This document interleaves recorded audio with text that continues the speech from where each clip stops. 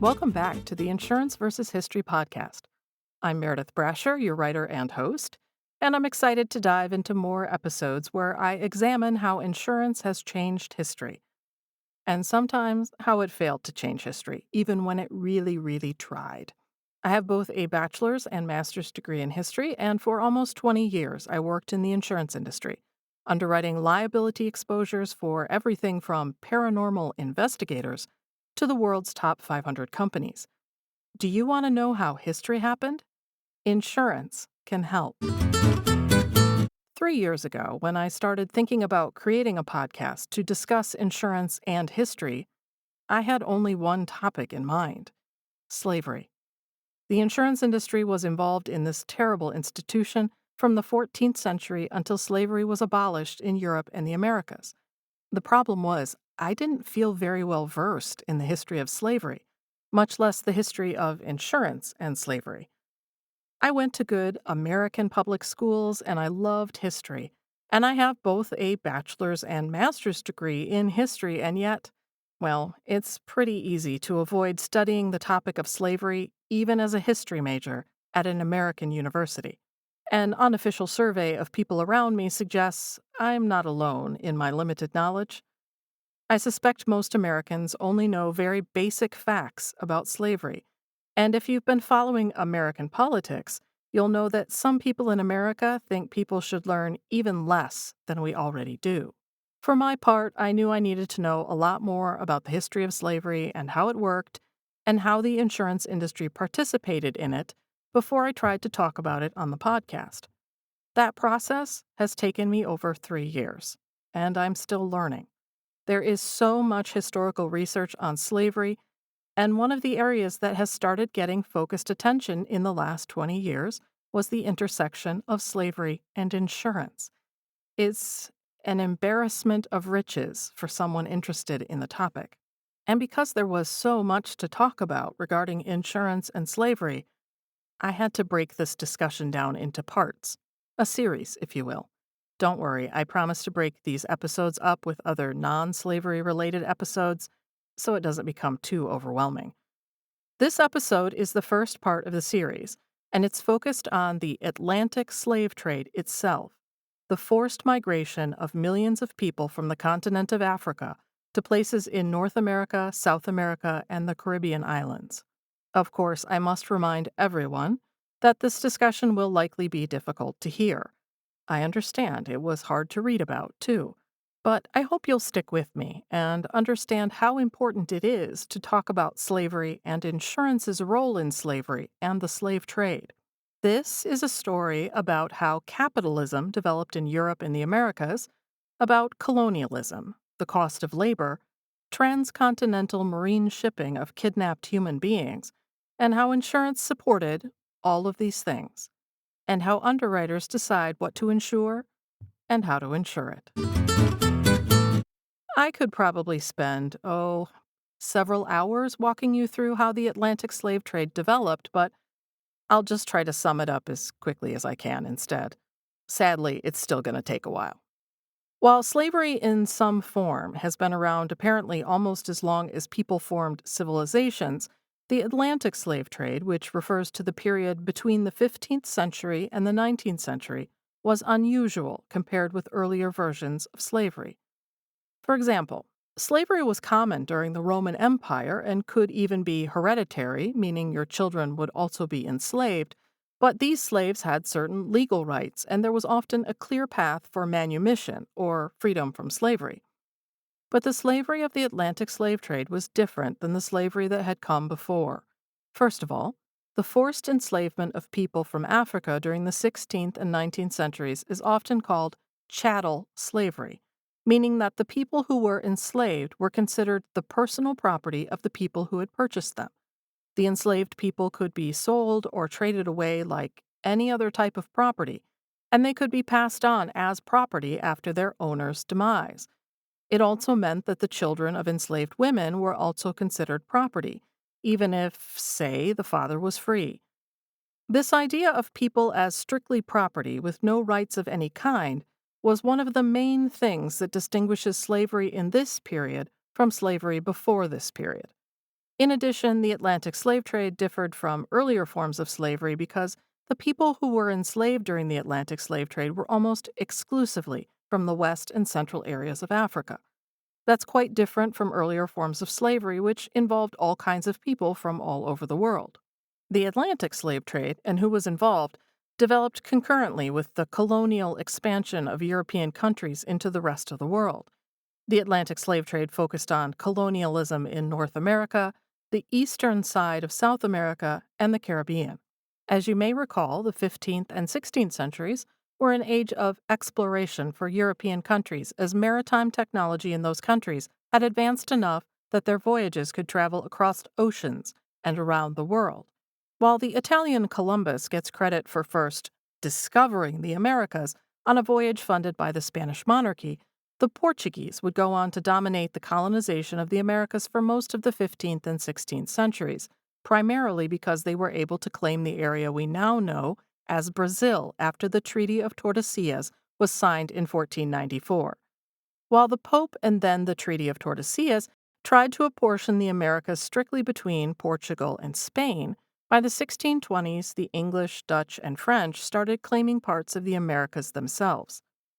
Portugal and Spain were united briefly as the Iberian Union between 1580 and 1640, which also corresponded with the decline of both countries as naval powers and opened up these opportunities to other countries. By the end of the 17th century, England would control most of the Caribbean islands, but most importantly, Barbados and Jamaica. Portugal controlled much of Brazil. The Spanish, who had given Jamaica up to the English in 1655, controlled islands like Cuba and Puerto Rico and parts of South America, including the area now known as Colombia. The French had several islands, including Saint Dominique, which would eventually become Haiti, and the Dutch controlled Aruba and a few other islands, the coast of Venezuela, and a chunk of Brazil they had taken from the Portuguese. Even the Danish had a foothold, colonizing what is now St. Thomas. Originally, these explorers and colonizers were looking for gold, and they did find some, but it became pretty clear fairly quickly that the Caribbean and South America were not so great for gold, but fantastic for growing sugarcane. Sugarcane would eventually be grown in the American colonies, but not for a while and only in a few places. Sugarcane was highly in demand in Europe, and anyone who could successfully grow sugarcane in the Americas was potentially going to become very wealthy. That was a pretty enticing opportunity, but it came with challenges. Sugarcane farming was extremely time-intensive and required a lot of land to cultivate profitably. In addition, sugarcane stays in the ground all year, and taking care of it and harvesting it takes a lot of work, year-round work. So they needed a large, reliable worker pool to do it profitably. As a result, there were really no small sugarcane operations, and the places that grew sugarcane only grew sugarcane and nothing else. As you probably have figured, this was the beginning of the plantation system, the system of large-scale forced labor operations that, in a lot of ways, are considered the, quote, birthplace of capitalism in the Americas, unquote. I did not make that quote up. That is a real quote. However, the colonizers discovered that they had a big problem in getting these plantation systems up and running. They had a worker shortage problem. At first, European colonizers tried to enslave indigenous peoples in the Americas and have them do the work, but European diseases like smallpox had decimated native populations. In some cases, the indigenous people were almost entirely gone from some islands within the first 30 years of European contact. In parts of the Caribbean, there simply weren't enough indigenous people to enslave to make the plantations work. And in places like Brazil, trying to enslave the native people did not work very well for them, diseases notwithstanding. They fought back. It got to the point that the Portuguese even tried offering wages as an incentive to get indigenous people to work in their gold mines. But not surprisingly, the native peoples weren't particularly interested in participating in these new capitalist enterprises. People living in Europe weren't clamoring to come to these new places and work the fields either. Some people did come as indentured servants, but that servitude had expiration dates. Some English prisoners were sent to the American colonies as workers, but not surprisingly, the colonies weren't exactly opening their arms wide to receive criminals from England. And while there was some voluntary immigration from Europe to these places, the number of people from all these categories combined wasn't anywhere near the number of people they needed to work the plantations successfully. So you've got an essential capitalist problem. You need a lot of labor to make these sugarcane operations work. How do you induce people to come and work for you?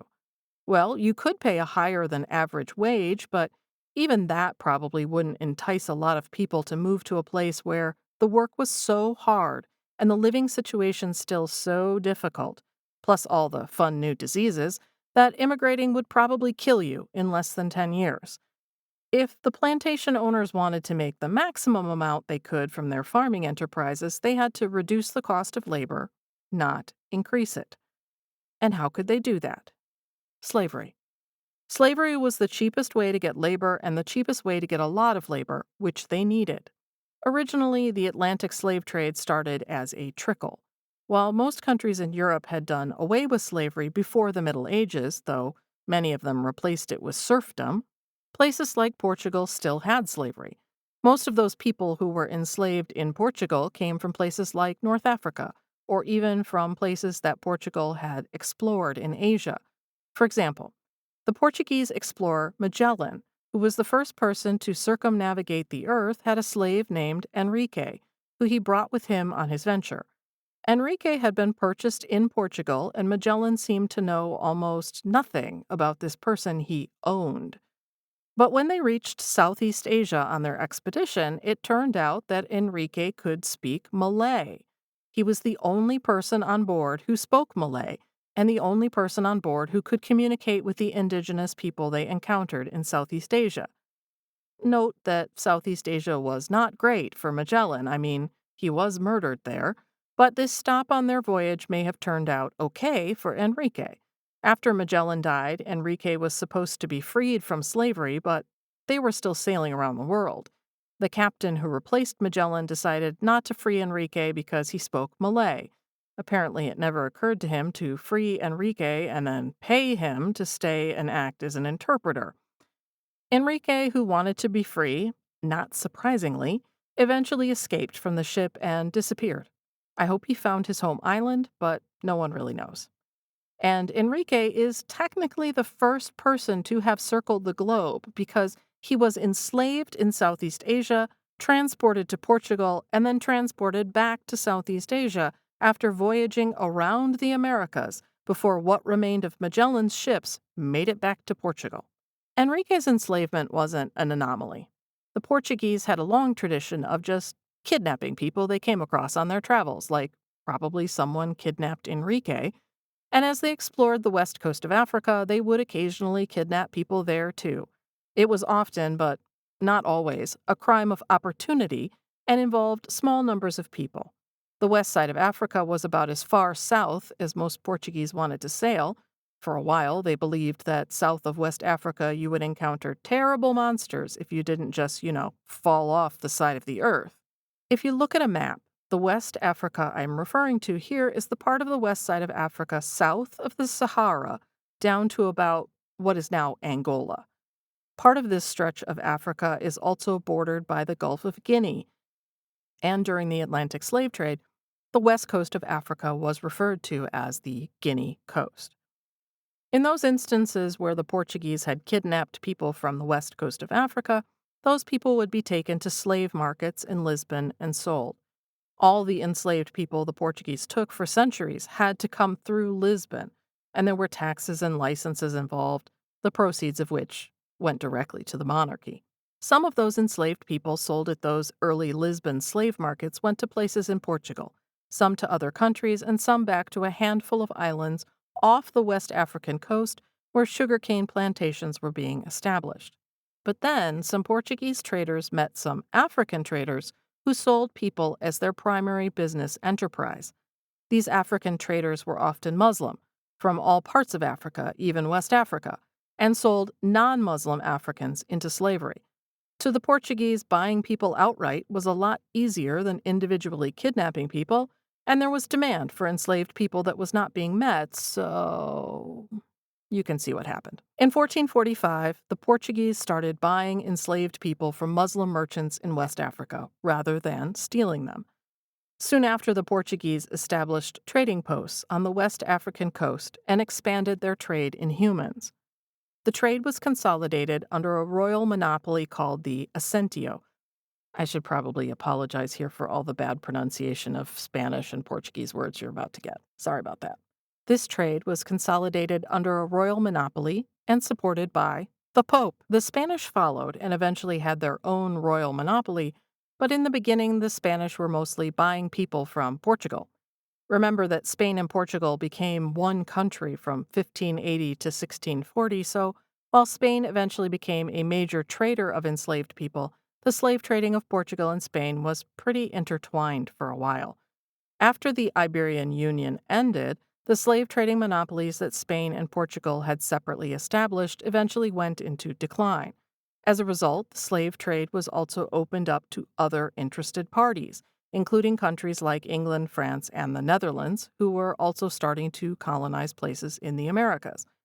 I should mention that some of these places, especially England and the Netherlands, had been taking enslaved people to the Americas for a while, but on a very, very limited basis, like a ship or two a year with a handful of enslaved people on board.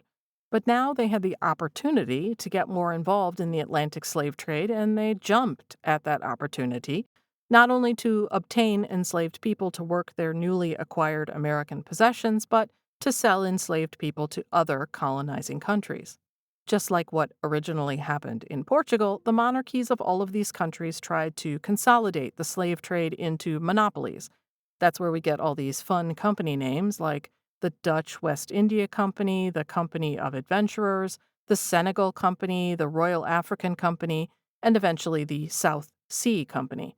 While these companies were generally financial failures, they were also some of the very first joint stock companies in existence, meaning a business owned by its investors. If you want to talk about how slavery and the development of modern capitalism are intertwined, this is a good example. Companies where people not directly involved in the Atlantic slave trade could participate in the trade indirectly by investing in one of these companies. FYI, a lot of insurance companies invested money in these monopolies, and in some cases, a lot of money. I should also mention, though, that even with all these attempts at regulation and monopolization of the slave trade, there was always, always, always a lot of smuggling of enslaved people by everybody. This was something that started before the Atlantic slave trade and would continue long after England and the United States banned the Atlantic slave trade in the early 19th century. These monopolies, not surprisingly, were deeply unpopular, as the growing merchant class in Europe was often unable to participate in the Atlantic slave trade other than investing in the joint stock companies. Even though the monopolies were usually financial disasters, the merchant class still saw the opportunity to make money off of enslaving people. Not to mention, many of them also owned plantations in the Americas they needed to supply with workers. The English merchant class, in particular, was extremely vocal. The way the English merchant class challenged the slave trading national monopolies, however, is worth a sidebar. So they argued that the British monopoly was restricting their freedom, that being able to trade in enslaved people was some sort of English right. The government argued back that keeping the trade limited to the Royal African Company, at that time the monopoly in England, also kept independent traders, whom the government portrayed as inhumane, barbarous, and uncivilized, from participating, as if the Royal African Company was the humane option and free trade would lead to inhumanity. The amount of disconnect here, well, it's tremendous. But the English merchants pressed on, and eventually the government conceded in 1698. The resulting explosion in slave trading voyages, funded and operated by the English, is one of the main reasons why the Atlantic slave trade expanded significantly after the end of the 17th century, and also why the English dominated the trade going forward.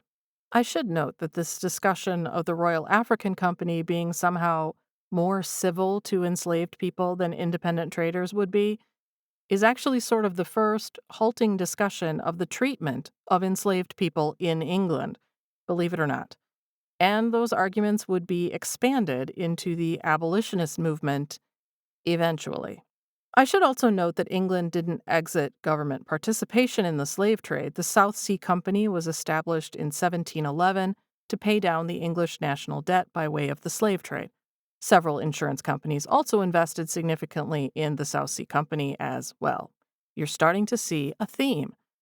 By the 18th century, England was the leader in the Atlantic slave trade, transporting about 40% of all enslaved people, which also coincides with the period where the majority of enslaved people were transported by all countries, about 1700 to 1808. Besides England, Portugal had about 32% of the trade, mostly taken to Brazil. France had 17%. America had a surprising 6%. I thought it would be higher. And the Dutch had 3%. In the period between 1662 and 1670, about 83,000 enslaved people were trafficked via the Atlantic slave trade.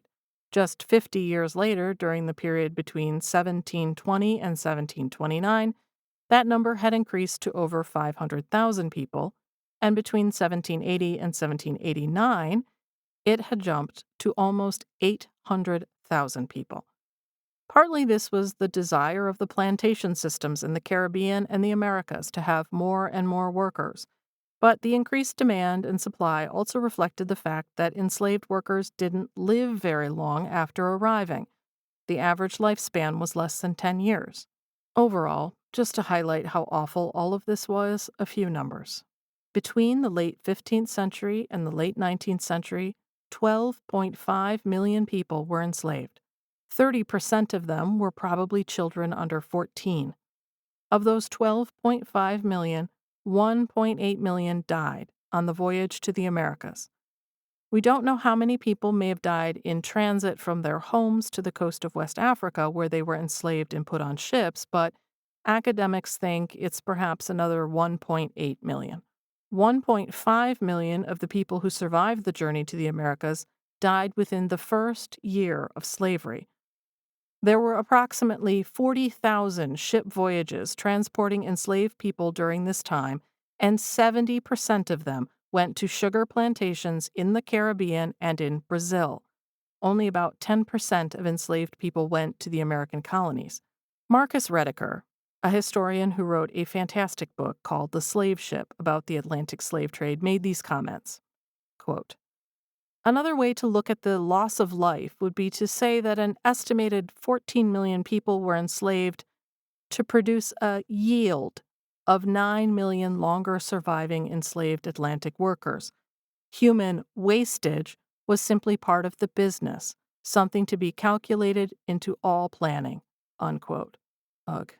So, insurance was very involved in this trade, especially when it came to insuring the method of transporting enslaved people to the Americas, the slave ships.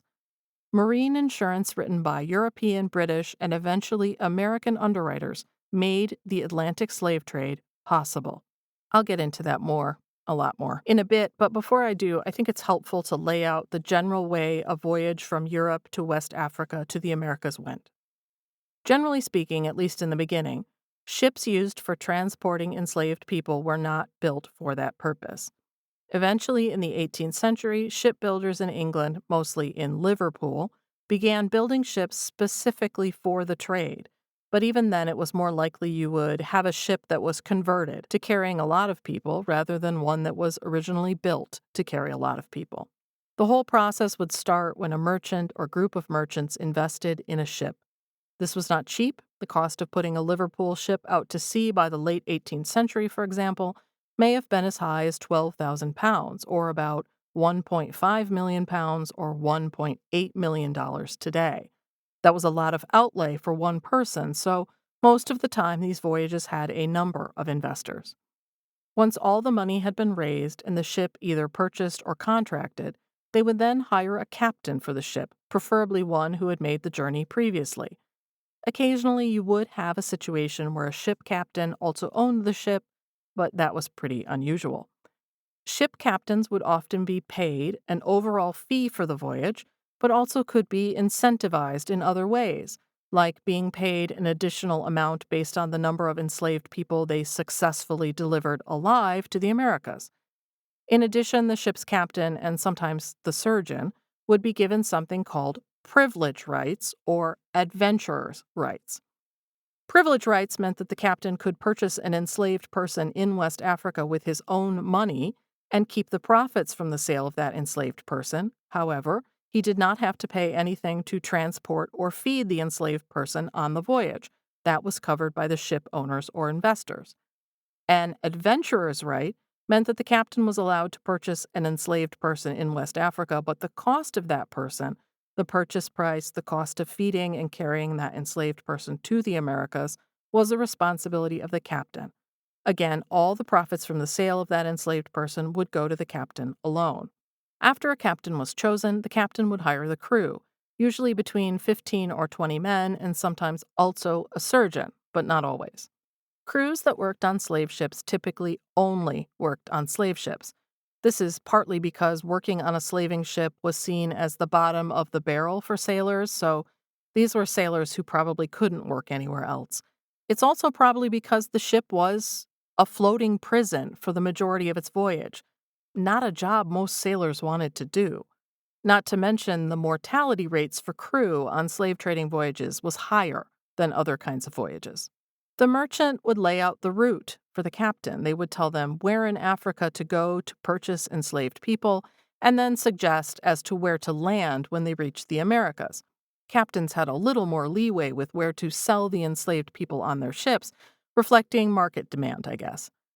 Merchants also provided other instructions to the captain: how many enslaved people to purchase in West Africa, what types of enslaved people to purchase, and a whole host of other suggestions and requirements.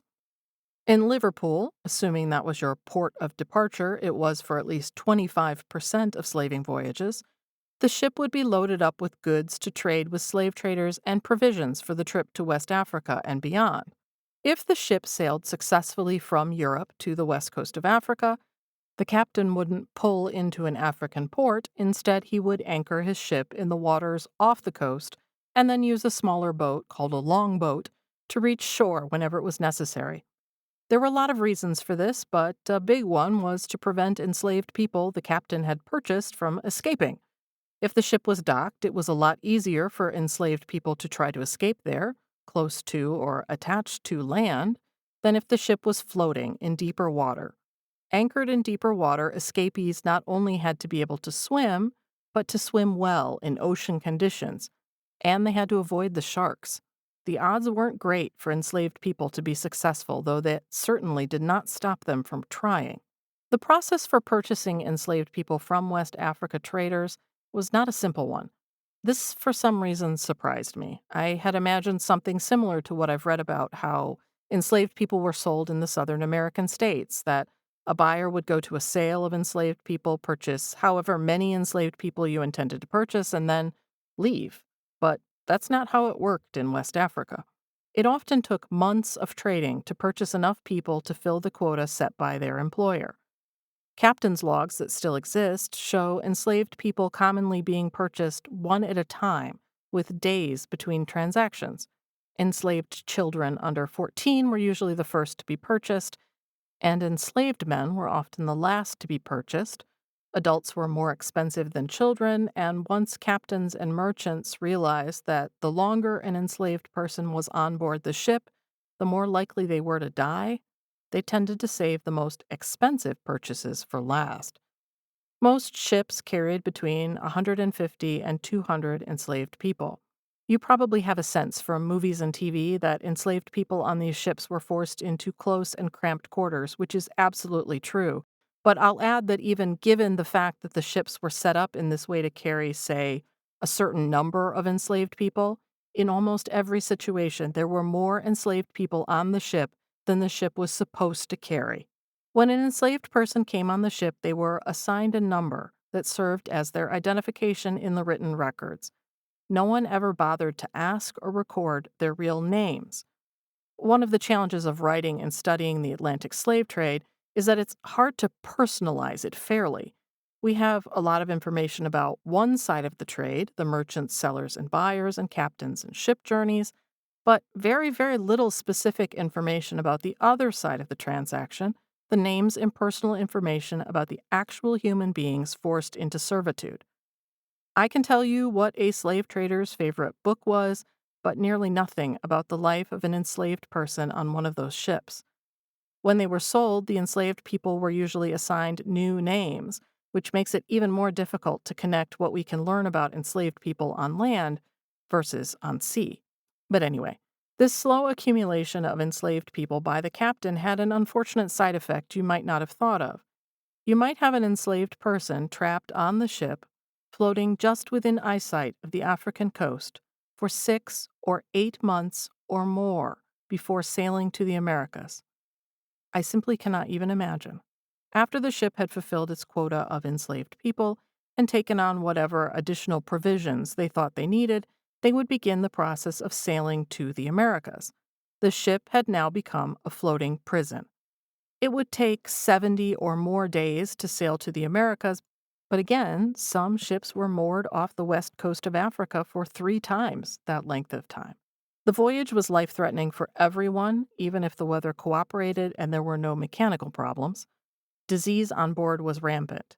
Dysentery was the most dangerous, but malaria, yellow fever, infectious disease, the infection of wounds, and a myriad of other issues were also deadly.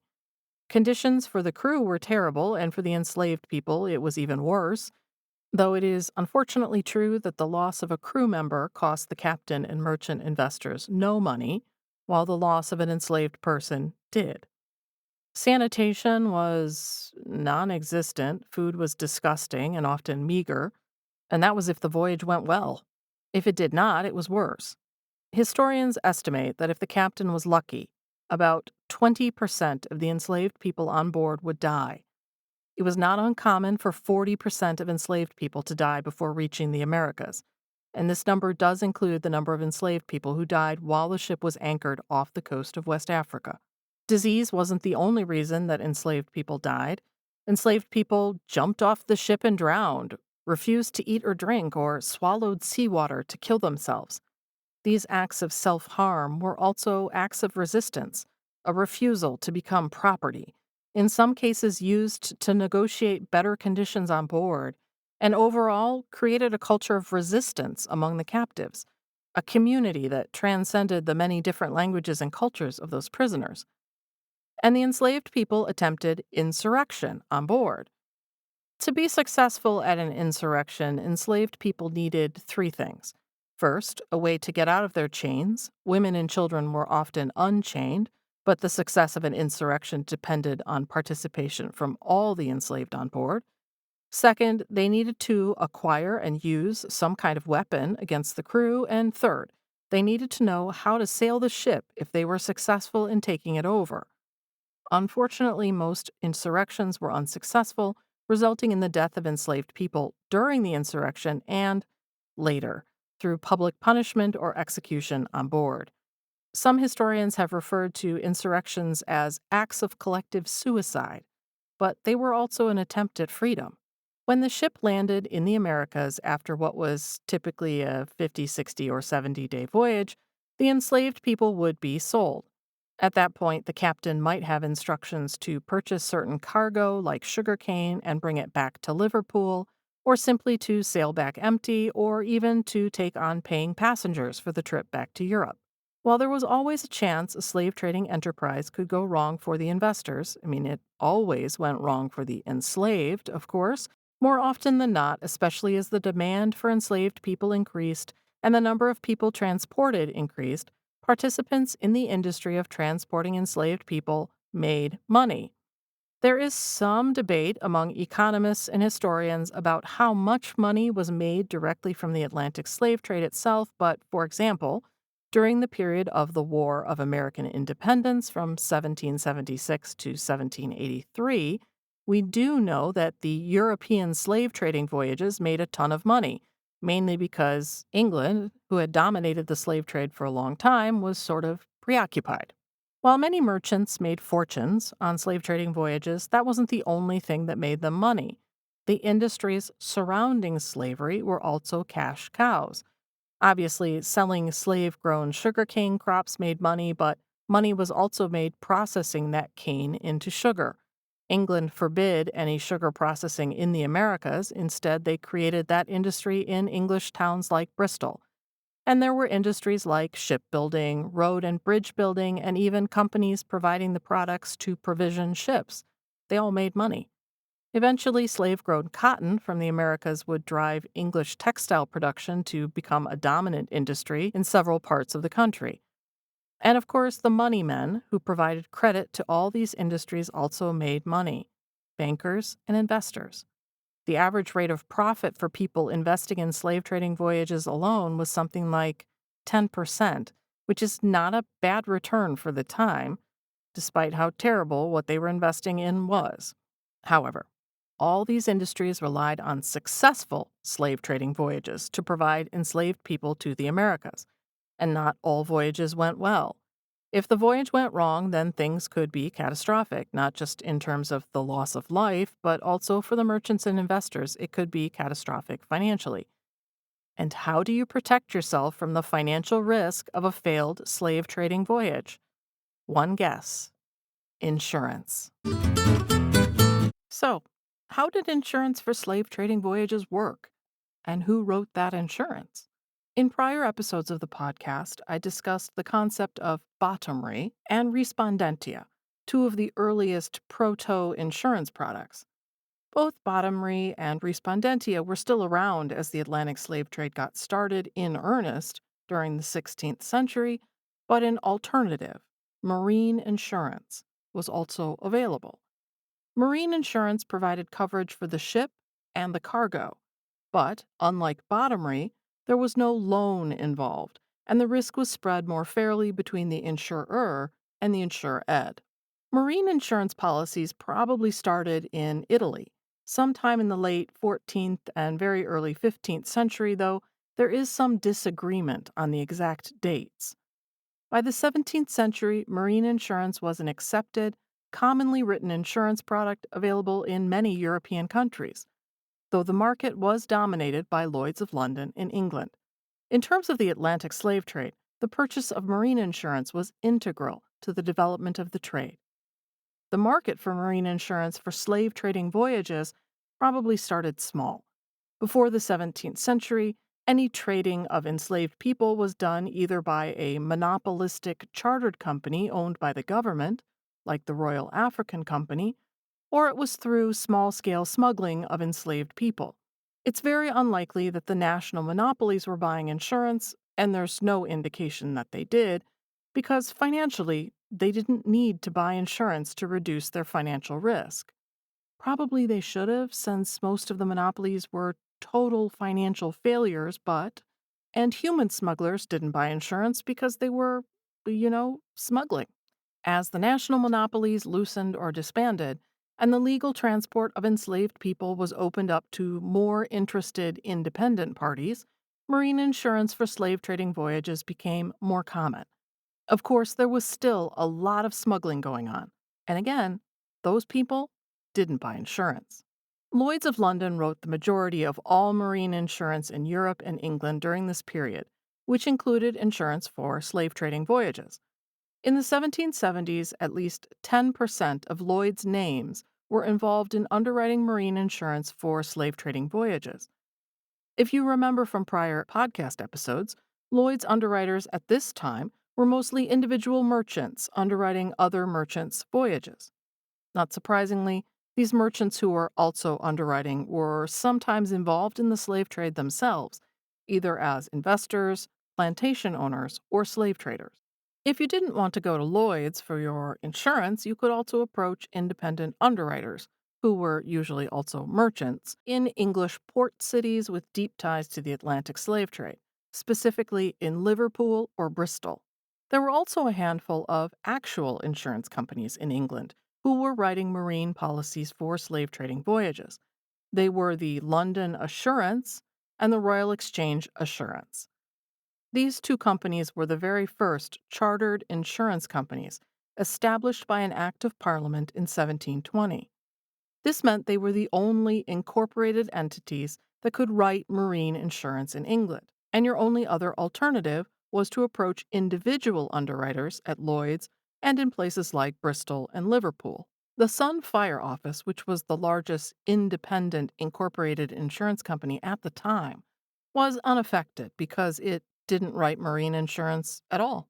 For the honor of this charter, those two companies gave King George a gift of £600,000, equivalent to almost £70 million today or $84 million. Not a bribe. Definitely not a bribe. Totally a bribe. If you were a slave trader located outside England, you more often than not still placed your insurance with an underwriter in England. For example, the majority of marine insurance written in the American colonies was written through England, though that would change some after the American Revolution. Lloyd's underwriters in England appointed people called brokers in the American colonies, and merchants visited these local brokers and arranged insurance through Lloyd's. There were some colonial Americans writing insurance independently of Lloyd's, though there weren't many incorporated insurance companies there until after the American Revolution. After 1776, however, incorporated American insurance companies started to pop up in places like Boston, Newport, New York, Philadelphia, Charleston, and Providence, Rhode Island. And a lot of these companies wrote marine insurance for slave trading voyages. If you were on the European continent, you probably still would go to Lloyd's for your marine insurance, but you also had other more local options. Nantes, Bordeaux, and Marseille in France, Amsterdam, Rotterdam, and Middelburg in Holland, even Hamburg, Barcelona, or Cadiz. And I apologize for my pronunciations.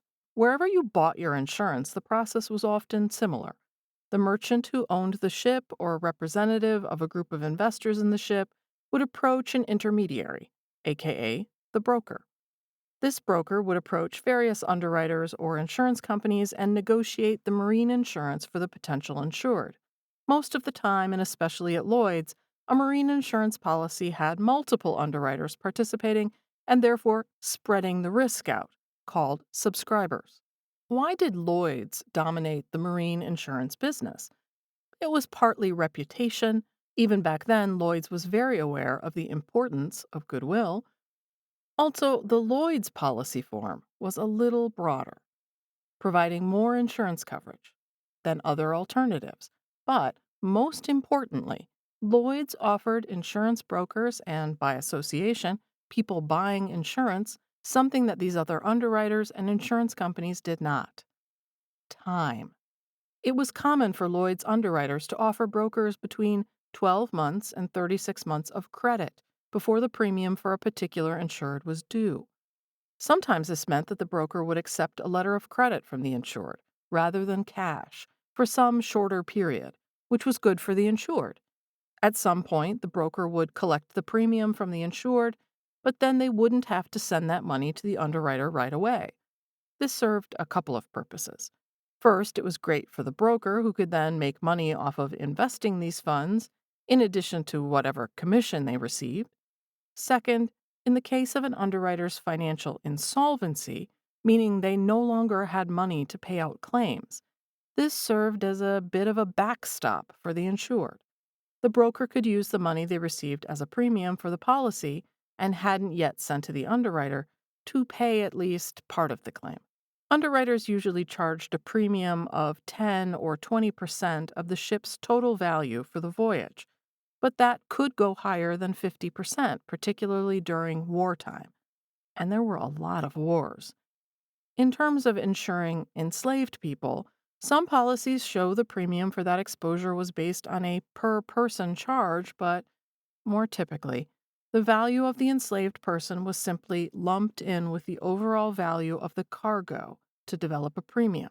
As you can see, enslaved people were sometimes valued as individuals in this process, but sometimes they weren't. It's a pretty glaring contradiction. One thing that's interesting about this, if you listen to my episode on the Gambling Act, is that marine insurance written out of Europe for slave trading voyages had one enormous hurdle to overcome that Lloyd's did not. Life insurance was outlawed in almost all European countries. You might think, what does that have to do with marine insurance on slave trading voyages? Since the cargo on these slave trading voyages was primarily human beings, how do you insure the life of a human being? life insurance. As I mentioned before, marine insurance started sometime in the 15th century, and so did the small scale transportation of enslaved people. In Europe at that time, marine insurance provided very broad coverage regarding enslaved people, and that coverage was pretty much indistinguishable from life insurance. Life insurance purchased by free individuals was also becoming more popular in Europe at the time, though there were disturbing stories about how people were using it to bet on the lives of people they didn't know, royal figures, and even the Pope. As a result of this bad behavior, almost all of Europe banned life insurance by the end of the 15th century, saying that it was heretical. Remember, we're still in a period where events, like someone's death, are unknowable, unpredictable, and entirely decided by God. Opponents also believed that life insurance policies would naturally result in murder, conspiracy, and gambling, and they weren't wrong on at least one of these. However, there was one important exception to this life insurance ban in Europe, and that was for something called ransom insurance. Insurance to cover a person if they were captured and then ransomed, or captured and then sold into slavery while on a sailing voyage. This ransom insurance was still legal, and it was commonly written in France and the Netherlands. The French policy for ransom insurance was particularly broad, as it would pay a ransom, or the amount needed to buy that person out of captivity, but it also covered the person if they were, quote, retaken, killed, or drowned, or if they died otherwise than by a natural death, unquote, while traveling back to their home. That's pretty close to life insurance, even if it's only for someone while they're on a ship. What's interesting to consider is that this extension in the French policy implies that there is a difference between the value of a person on land, where life insurance is banned and therefore the person's life is not insurable, versus the value of a person while at sea, in which ransom coverage is available and the ransomed or formerly enslaved person's life is insurable while on the trip back to their home. So when the Europeans started trying to insure slave trading voyages, they looked to this ransom insurance to try and provide some kind of life insurance coverage for the enslaved people they were carrying. And they did it in a way that is all kinds of insane. This was where my brain kind of shut down, and I had to take a long walk. Because what this whole ransom exception says is that the enslaved people weren't considered to be cargo for European insurers. They were considered to be people. In that scenario, who were the kidnappers? The slave traders. Who paid the ransom? The slave buyers. The enslaved people, to be clear, were considered hostages with respect to European marine insurance. And yet no one ever seemed to make the connection that maybe the problem wasn't life insurance, it was slave trading. For the English, it was simpler. Life insurance was never banned there, so there was no reason for the mental gymnastics the Europeans went through to insure enslaved people while in transit to the Americas. The Gambling Act of 1774 in England put the brakes on the rampant misuse of life insurance policies there, but the concept of enslaved people as cargo for insurance purposes was easily accepted by English underwriters, and by extension, colonial American underwriters. One of the very interesting things about this more recent research into the Atlantic slave trade and insurance is that we have quite a clear understanding of how these policies were underwritten, based on various documents and the guidelines in underwriting manuals. This makes for a heartbreaking, but still important, analysis. How did you underwrite these voyages, and what kind of policy wording was used? It's a grim topic, but most underwriters listening to this show were probably wondering this, I'm sure. From a data science perspective, which we love these days in insurance, marine underwriters didn't have a lot, actuarially speaking, to use to make decisions on risk selection, pricing, or loss potential. And of course, as you know from listening to prior episodes, marine voyages were particularly scary for underwriters. As soon as the ship left port, you really had no idea where it was or what was happening.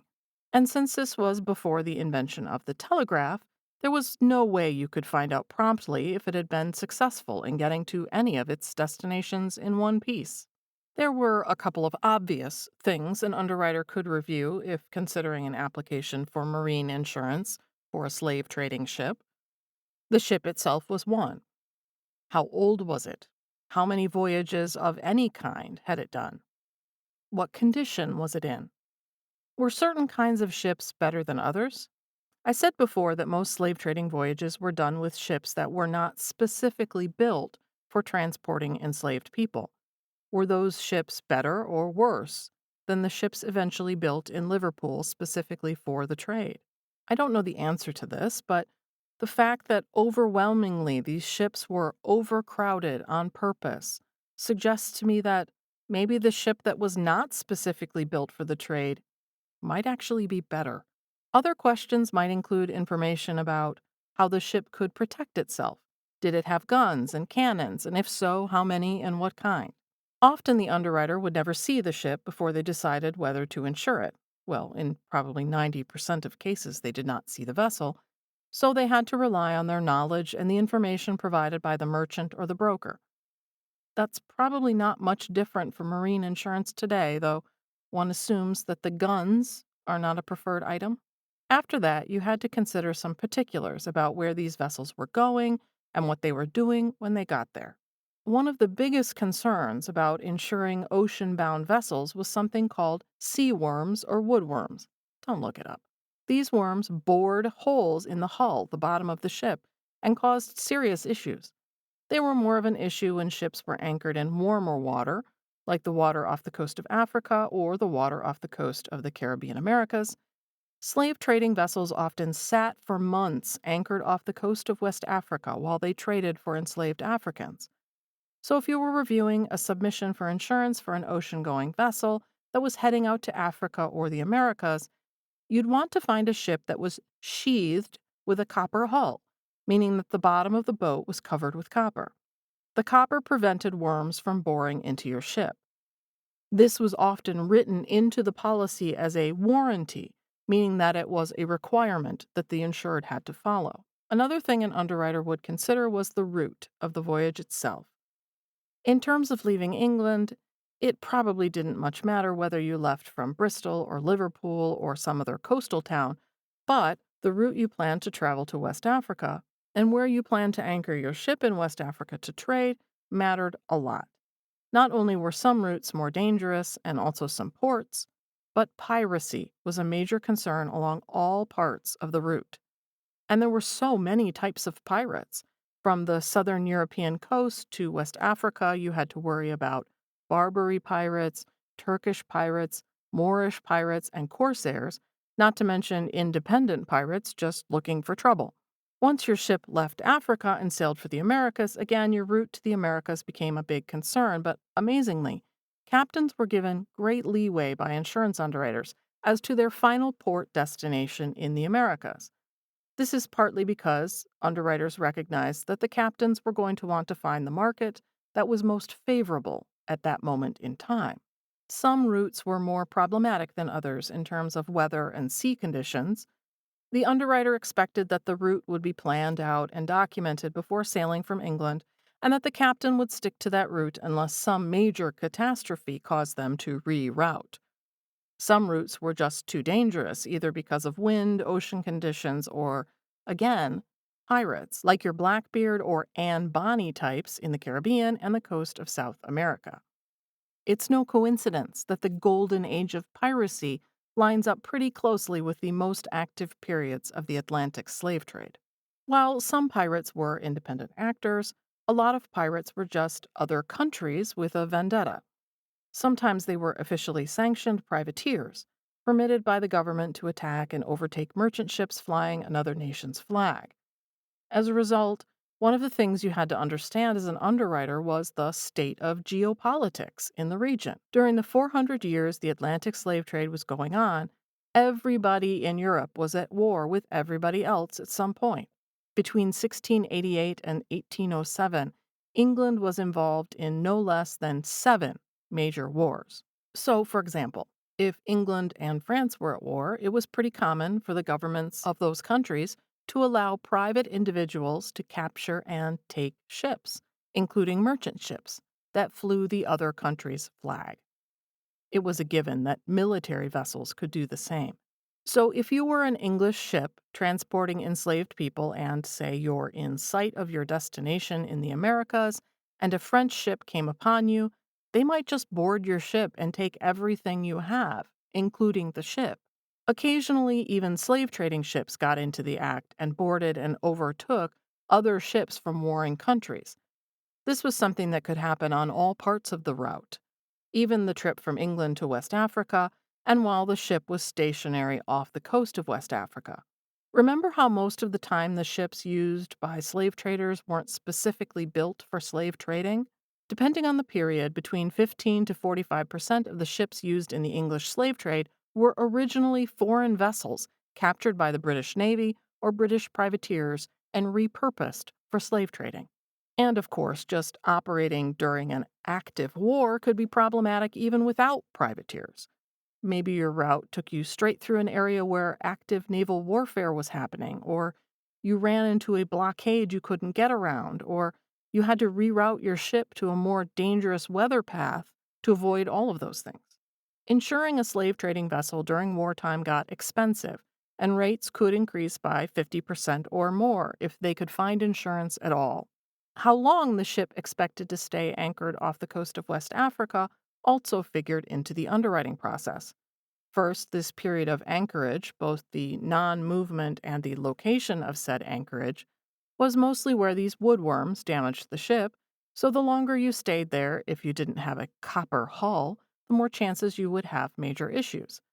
There were other reasons your ship might be damaged off the coast of Africa. Again, pirates were a concern too, and the underwriters were right to be concerned. Based on historical research, in a period of 60 years, about 188 vessels were wrecked at sea, somewhere off the coastal waters of Africa. Unfortunately, it's not clear specifically what caused those wrecks, but we can expect, based on what underwriting guidelines we've seen, that woodworms and pirates were major factors. In addition, if the vessel remained in Africa longer than expected because the captain took too long to obtain the number of enslaved people their merchant employers wanted them to carry, then you might end up running into hurricane season in the Atlantic, and that would be a huge problem. You won't be surprised to know that underwriters back then were not particularly interested in insuring voyages that ran into hurricane season, planned or unplanned. Estimating hurricanes was not something that could be done in real time like it is today. And frankly, the longer you stayed off the coast of West Africa, the worse your ship's overall mortality was, not just for enslaved people, but also for the crew. Less crew meant more hazards might be missed along the voyage, or more mistakes might be made. And then once you finally reached your destination in the Americas and sold the enslaved people into further bondage, underwriters wanted to know what the next step was for that sailing ship. What did you expect you would need to do to make your ship ready to go back to England? Would you take on cargo, which meant further risk for the underwriters, or sail back empty, or with paying passengers only?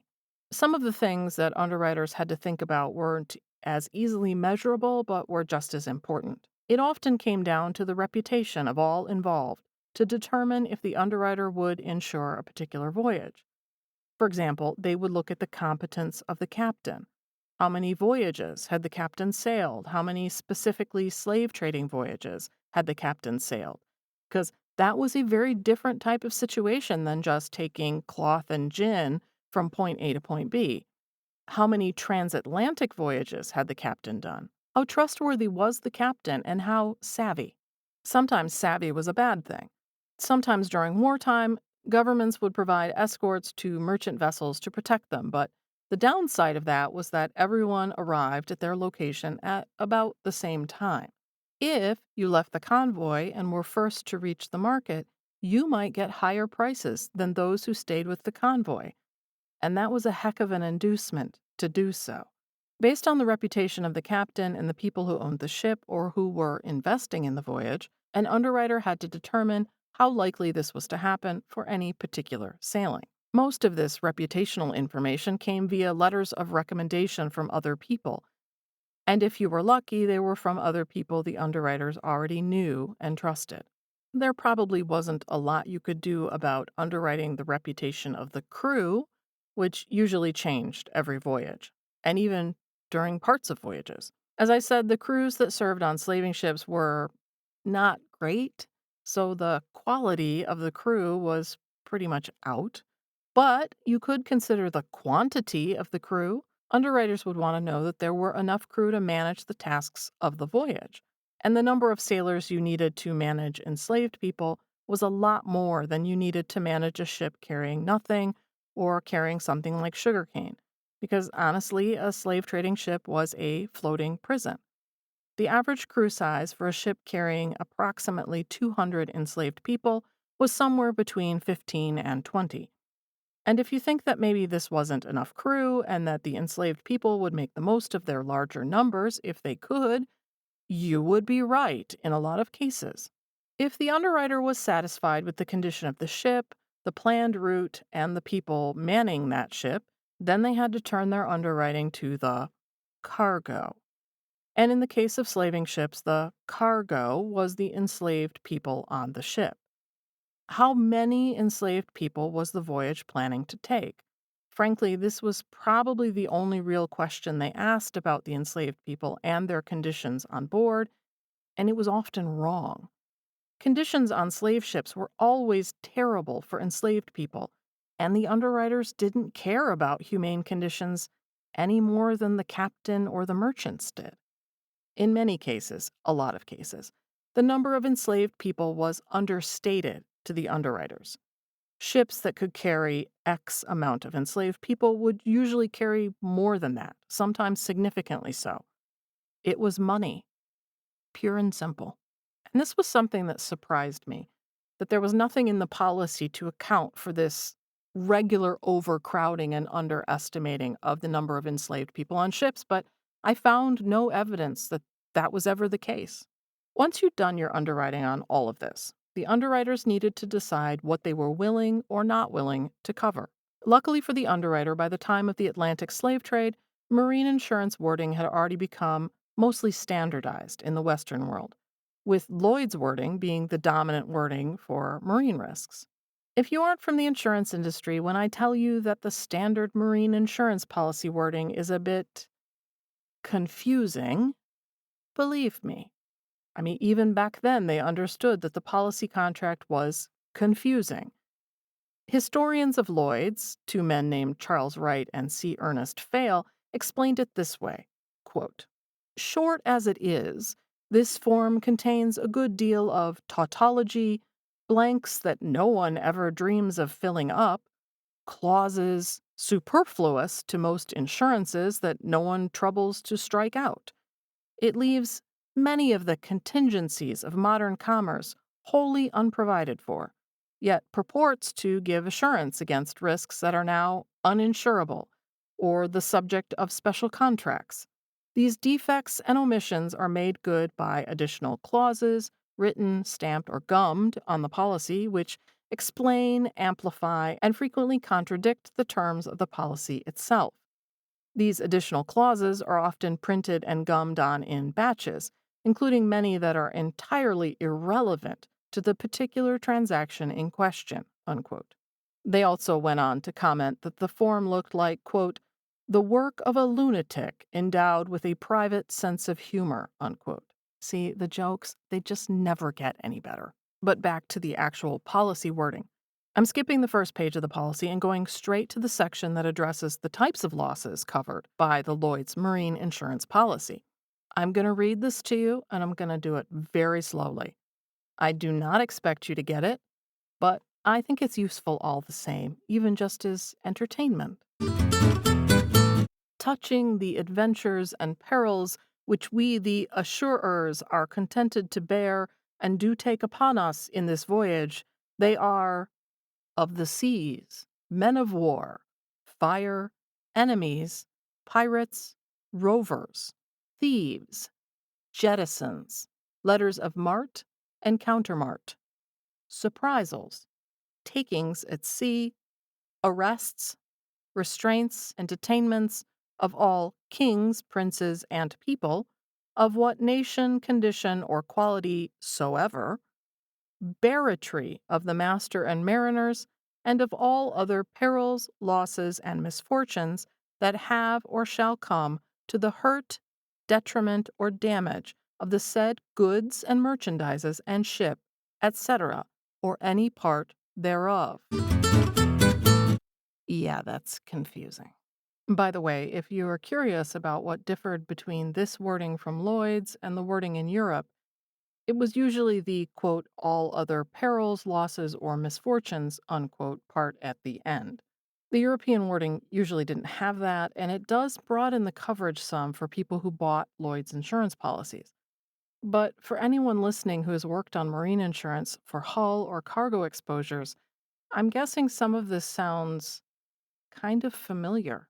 And that's because this wording, almost exactly as I have read it to you, was still in use until 1978. And even now, a lot of the wording remains the same. But I want to break the wording down for you because it is confusing. The first line has some extra fancy clauses in it, but basically it says that this policy covers perils of the sea. Perils of the sea isn't a defined term, but generally refers to any loss that cannot be prevented by any reasonable care, skill, and diligence of the people on the ship. So, damage from things like storms, hurricanes, or cyclones, keeping in mind that they had to be a surprise. Nobody was trying to cover a ship sailing directly into hurricane season. These perils are further explained in the next two lines as the following: Men of war. So, this refers to a vessel authorized or maintained by the government of a country for the purpose of defense or attack, and the loss arising out of a collision with one of these vessels. So basically, if you're attacked by another country's naval ship, or it runs into you, or you run into it, that would be covered. Fire. This is self explanatory. Fire on board a ship is always a bad thing. Enemies. Well, this usually means all damage related to the hostile acts of an enemy. Enemy is not defined, but generally has to be related to an enemy campaign. So, again, related to damage from war. Pirates, rovers, and thieves. So these are pretty self explanatory, but interestingly, the thieves part does not actually refer to any theft by anyone on the vessel, like the captain or crew. Jettison. This is the voluntary and intentional throwing overboard some or all of the cargo or part of the vessel's equipment to lighten the ship in case of an emergency. Hang on to this definition, you're going to need it in future episodes. Letters of mart and countermart. So, a letter of mart is a power granted by a government to individual citizens who are permitted to attack an enemy's merchant ships, those privateers I mentioned earlier. The letter of countermart is permission by the opposing nation to resist and retaliate against such attacks. So, again, this is sort of related to war, but could also probably include damage done accidentally by another ship that was trying to defend your ship from a privateer. Surprisals, a surprise attack, or an ambush. The implication is that if it's not a surprise, it's not covered here. Like, you knew about it and you probably should have moved your ship out of harm's way, but you didn't. Maybe. But then again, if it's war related, it might be covered by the man of war or by enemies. Takings at sea. So this refers to someone taking your ship into port so that they can examine it and make sure you're not carrying contraband goods. I should also note that carrying contraband goods was usually excluded from these insurance policies in another section. Arrests. This doesn't mean if you get arrested. It means if someone has taken your ship from you, but only if it's a political act. Restraints and detainments of all kings, princes, and people of what nation, condition of quality soever. This is totally not what you think it is. Restraints refer to a situation where you are not allowed to enter a particular port by the government of that country. The detainment part refers to the detention of a vessel and its cargo by blockage or quarantine by another nation while your vessel is in port. Barratry of the master and mariners. This refers to a wrongful act or negligence regarding the ship or cargo and includes fraud and crime by the captain or crew. The offense has to be committed without the knowledge of the owner, typically a merchant. For example, if the captain took a ship's cargo, sold it, and then pocketed the proceeds for themselves, and then set the ship on fire to disguise their theft, that would be considered barratry and covered by this section. And finally, all other perils, losses, and misfortunes that have or shall come to the hurt, detriment, or damage of the said good and merchandise and ship, etc., or any part thereof. This could include damage from the ship running aground or hitting a rock or some other natural obstacle. If the cargo was damaged because of, quote, perils of like nature, so, for example, not fire, but damaged by smoke, not damaged by water, but by ice formed by seawater, it would likely be covered here. I know, it is a lot of terminology. There's no test. But there are a few other important terms in marine insurance you should be familiar with, so just stick with me. I promise it won't be too painful, and it's helpful. There are still things we use today. Another important term mentioned later in this policy is something called general average. This seems like such a generic term, right? What the heck is a general average? First, the word average here has a different meaning than we typically give it today. Average in this case means loss, so general average means general loss. There are actually a lot of terms in insurance that use the word average, but two that are good to remember in this discussion are particular average and general average. And I think the definition of these phrases is actually backward, but what do I know? Particular average refers to the amount of loss that the insurer has to pay the client. So, in that case, the total cost of a loss is paid by the insurance company or individual underwriter. The insured is not responsible for any amount. The general average refers to the amount of loss that was shared among everyone invested in the voyage, not just the underwriter. You can see why I think these are sort of backward. General average losses are special. As one writer put it in the mid 19th century, quote, the sacrifice must have been made under the urgent pressure of some real and immediately impending danger, and must have been resorted to as the sole means of escaping destruction, unquote. So if you had to cut down a mast to save the ship from capsizing during a storm, or if you had to throw cargo over the side of the ship called jettisoning, because the ship was sinking and the weight of the cargo was making it inevitable that the ship and people on the ship would be lost, those would be general average losses. In practice, this usually meant that all the underwriters on the risk would share proportionally in the losses. Sometimes it also meant that the insured would also share in the loss. Okay, terminology complete. You made it. Congrats. So now we know what was typically covered, but what was typically excluded? That depended. For the ship itself, as I mentioned before, a major concern was woodworms, which could seriously damage the vessel. The best way to prevent this damage was by covering your hull with a light layer of copper. A majority of policies required that the hull be covered in copper and would exclude any hull damage if this was not the case. Underwriters also usually limited coverage to the ship itself and not to any other related vessels. So, for example, when these slave trading ships were moored off the coast of West Africa, longboats were used to get people from the shore to the ship and back again. This included enslaved people that the captain had purchased while on land. Underwriters didn't want to cover anything while people were in these longboats, so, quote, trading in boats, unquote, was typically excluded. Why? Because any kidnapped person in a longboat, headed to the slaving ship with the coast of Africa within sight behind them, was probably going to make an escape attempt, or a suicide attempt, or a murder attempt, or all of the above.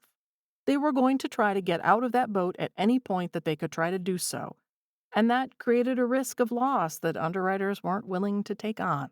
The underwriter also had to consider whether or not to extend coverage to cover damage to the ship if the voyage was longer than expected, and under what circumstances. Did they want to cover it only if there were poor winds? What about the miscalculation of their destination? This miscalculation is going to come up again as a really important issue in another episode, and I get the impression that underwriters weren't generally too keen on insuring it. What if the ship was participating in a trade that was prohibited, either in the locations they traded at or the types of things they were selling or buying? This became more of an issue as some nations outlawed or limited slavery and the slave trade. Even going to or going past countries with fledgling abolition movements might be considered too challenging to insure, and you might exclude anything related to those countries. Other than the ship itself, underwriters had to consider whether or not to cover the various cargo carried by the ships and under what terms and conditions. Slaving vessels took cargo to the coast of West Africa to trade for enslaved people. They may have also taken on cargo to bring back to England after they left the West Indies. For this cargo, there were a host of concerns. Some products tended to rot or leak, or they had a limited shelf life. You might exclude loss related to some of these products. But primarily, when we talk about cargo, we are talking about enslaved people, confined to these ships and their eventual sale in the West Indies. For the human cargo, there were a lot of concerns, and what is ironic and also deeply depressing is that almost all of these concerns about loss involved the health, welfare, and frankly, independent agency of these enslaved people. Enslaved people could die on the ship for a whole host of reasons, including things listed on the policy as covered. They could drown during a storm, be killed during a shipwreck, or even during an attack by pirates or a foreign vessel. Sometimes you might see the deaths of enslaved people covered as a, quote, danger incident to navigation, unquote, or, quote, peril of the sea, unquote, but not always. But those weren't the only things that could result in an enslaved person's death, and underwriters had to decide what kinds of deaths would be covered and what kinds of deaths would be excluded, generally. Underwriters only wanted to cover the death of enslaved people under certain circumstances. And how did they decide what was and was not covered in this regard? Well, first they looked to the existing exclusions regarding other cargo like grain or wine. So, for example, those types of cargo were typically not covered for spoilage that was expected. So, for example, if you knew that grain carried on your ship would get moldy after 100 days, and then you decided to take a detour that you knew would make the route 120 days, well, that spoilage would be expected and not covered. But how do you apply this to people? Historian Tim Armstrong described it this way, quote, "The implication is that it is not the human life of a slave that is insured, but rather his or her status as goods in transit. And as in insurance generally, what cannot be insured in goods is their internal constitution, their inherent weakness." Unquote. So, marine insurance underwriters decided that anything defined by the policy under two terms, one, natural death, and or two, common mortality, should typically be excluded. These terms encompassed reasons for death that included disease, suicide, lack of water, poor nutrition, beatings and torture by the captain and crew, and even something called malaise. Accidents that were unrelated to a peril of the sea were also typically considered natural deaths and therefore excluded from coverage. But the enslaved were people, of course, and they wanted freedom, and as a result, it was not uncommon for enslaved people to rise and try to commandeer the ship during the voyage. Anita Ruprecht, a historian who's done a lot of work on insurance and slavery, put it better than I could. She said, quote, "That element is the excessive passion that escapes calculation. Simply put, it is rage. Africans always refused the imposition of commodity status. They struggled, rebelled, mounted insurrections, mutinied, took over ships, and embraced the outlandish freedoms of piracy." Unquote. Historians estimate that perhaps 10% of all voyages had an insurrection attempt. While most marine insurance policies covering slave trading voyages initially excluded losses incurred during an insurrection, as time went on and merchants better understood the possibility of insurrection and their potential loss of enslaved human cargo as a result, merchants began to demand that insurance cover at least some types of insurrection related losses. Insurrection terrified slave traders and slave merchants more than diseases or perils of the sea. While insurrection wasn't always specifically excluded on policies, it often wasn't specifically included. It wasn't considered a peril of the seas or anything else on that coverage list I just went through, for example.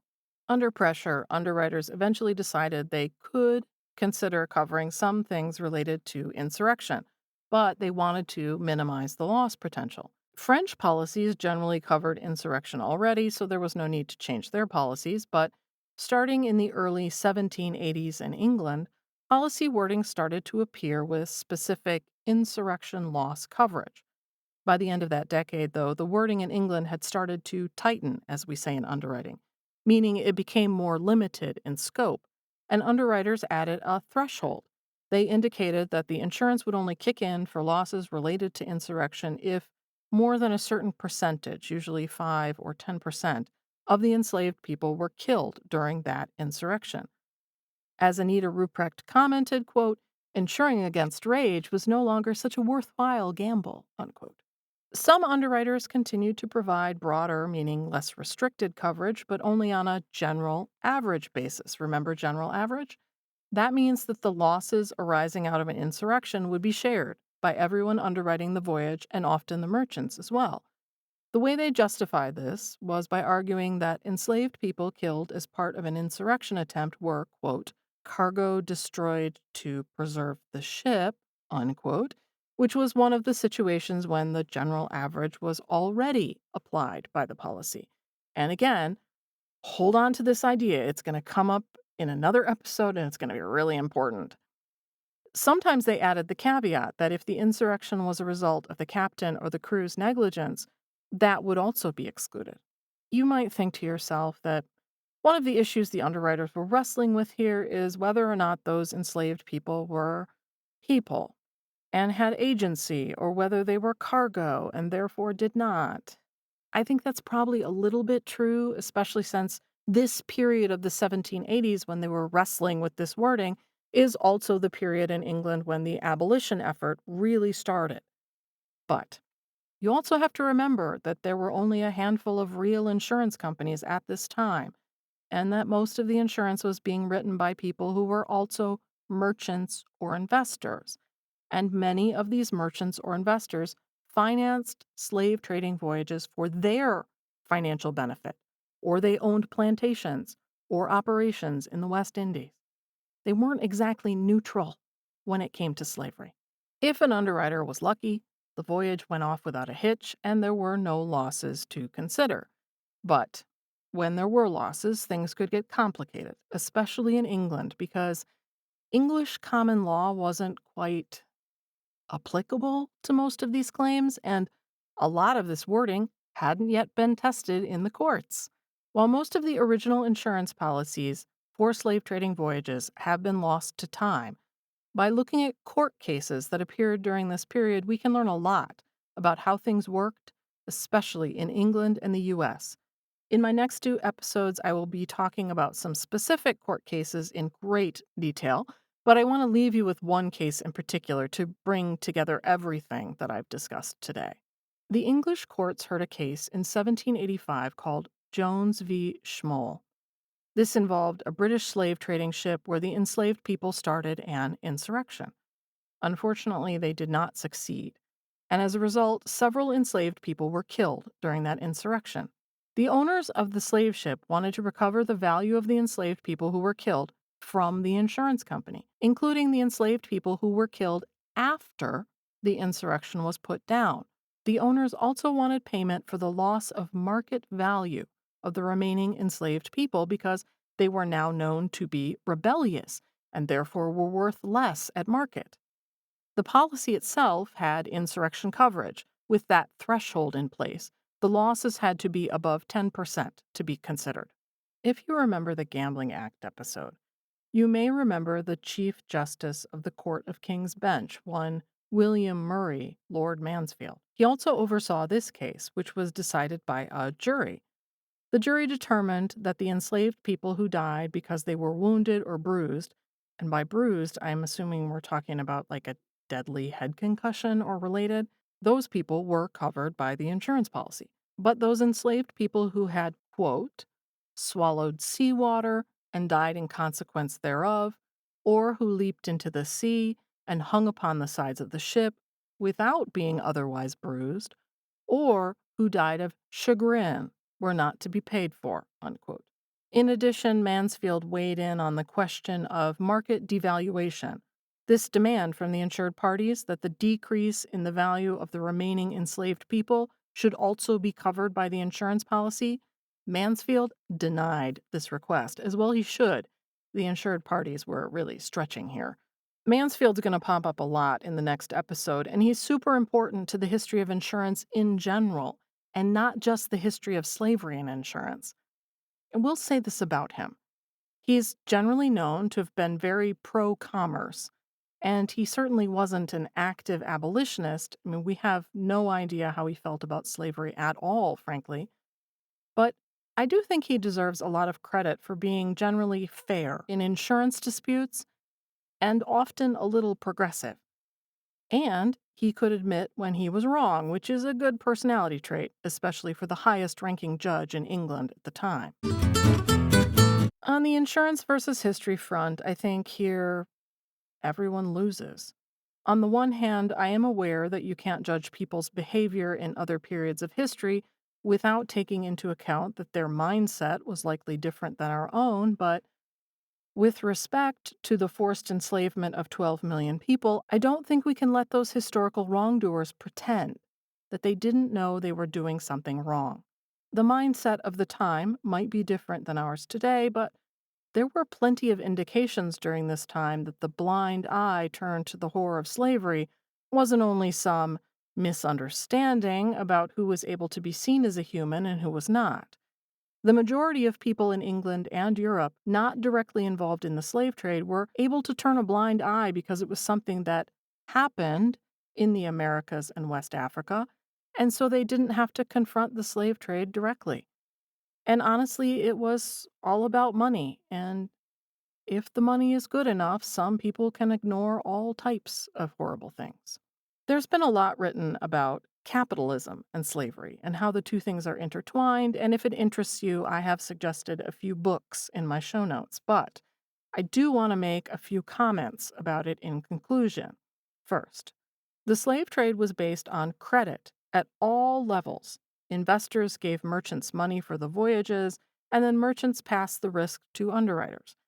When the enslaved person was purchased at the final destination, it was usually with a letter of credit. All this credit results in a system where it was easy to ignore that this was a human being who was being bought and sold. The further away from the original transaction, the more abstract it became. And that was when the enslaved person was still alive. Even dead, they were worth money via an insurance claim.